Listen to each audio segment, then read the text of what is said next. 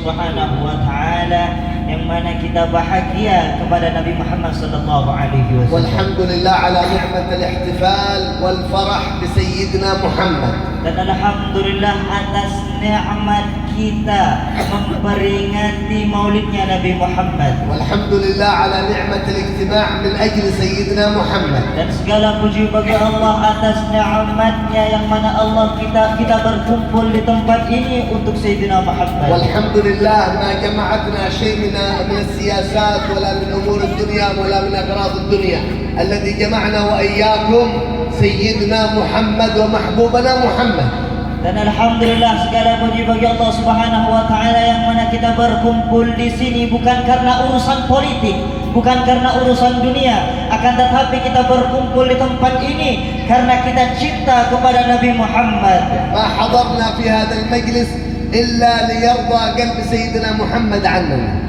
Tidaklah kita hadir di tempat ini kecuali kita mengharapkan ridha Sayyidina Muhammad sallallahu alaihi wasallam dalam hati kita. ما حضرنا في هذا المجلس المبارك إلا ليحبنا سيدنا محمد صلى الله عليه وسلم. Tidaklah kita hadir di majlis ini kecuali karena kecintaan kita kepada Nabi Muhammad sallallahu alaihi ما wasallam. حضرنا في هذه المجالس المباركة وما سافرنا إليكم هذه المسافات الطويلة إلا ليعرف أسماءنا سيدنا محمد. Dan tidaklah kita hadir di majlis ini, datang jauh-jauh dari rumah kita, capek-capek dari rumah kita ke tempat ini, perjalanan jauh, kecuali karena satu, karena kita pengen nama kita dikenal oleh Sayyidina Muhammad. ويا فوز ويا فلاح من يعرفهم سيدنا محمد. Sungguh beruntung, sungguh bahagia, sungguh senang orang yang dikenal oleh Sayyidina Muhammad. ويا فوز ويا فلاح من يحبهم سيدنا محمد. Dan sungguh beruntung, sungguh bahagia, sungguh senang orang yang dicintai oleh Sayyidina Muhammad. ويا حسرة ويا ندامة من لا يعرف سيدنا محمد. Dan sungguh kerugian serta kerugian yang sangat besar orang yang tidak mengetahui mengenali Nabi Muhammad. ويا حسرة ويا ندامة في يوم القيامة من يكون ليس محبوبا في قلب سيدنا محمد. Dan sungguh rugi serugi-ruginya Bapak Ibu hadirin, yang mana seseorang nanti di hari kiamat ternyata dirinya tidak ada di hati Sayyidina Muhammad. لأن من أحبه سيدنا محمد أحبه الله جل جلاله. Karena nih Pak Bu, orang yang dicintai oleh Nabi Muhammad pasti dicintai Allah Subhanahu.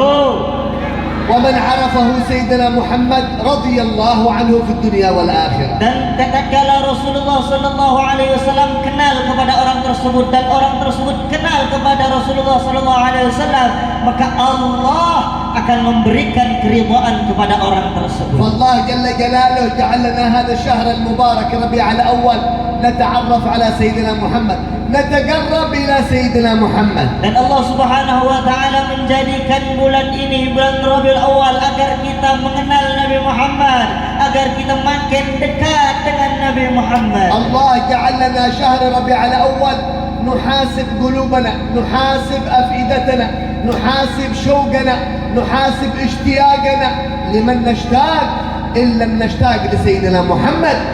Dan Allah Subhanahu wa taala menjadikan bulan Rabiul Awal ini sebagai bulan introspeksi bagi hati kita, introspeksi bagi kerinduan kita, introspeksi bagi kecintaan kita, introspeksi apakah kita kangen atau tidak kepada Nabi Muhammad sallallahu alaihi wasallam. ولذلك جعل الله الأشهر الحرم معظمة بأنها أشهر حرم.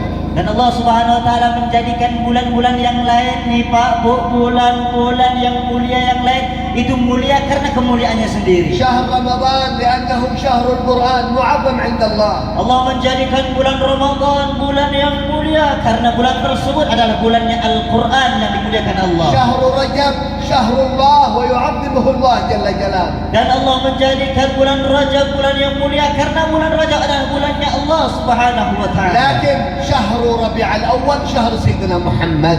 Akan tetapi khusus di bulan Rabiul Awal nih Pak Bu, ini khusus bulannya Nabi Muhammad. شهر التقرب إلى سيدنا محمد. Bulan untuk kita makin mendekatkan diri kita kepada Nabi Muhammad. شهر المحبة لسيدنا محمد. Bulan untuk makin meningkatkan kecintaan kita kepada Nabi Muhammad. شهر الاقتداء والتأسي بأدب سيدنا محمد. Bulan untuk makin kita mengikuti, menyerupai dengan akhlak-akhlak Sayyidina Muhammad. إن لم نعمل أدب النبي محمد في ربيع الأول فمتى نعمل أدب النبي محمد؟ Nah nih Pak Bu, dengarkan. Kalau bukan di bulan ini nih kita beradab, berakhlak, menyamakan akhlak kita dengan akhlak Nabi Muhammad, kapan lagi Bapak Ibu?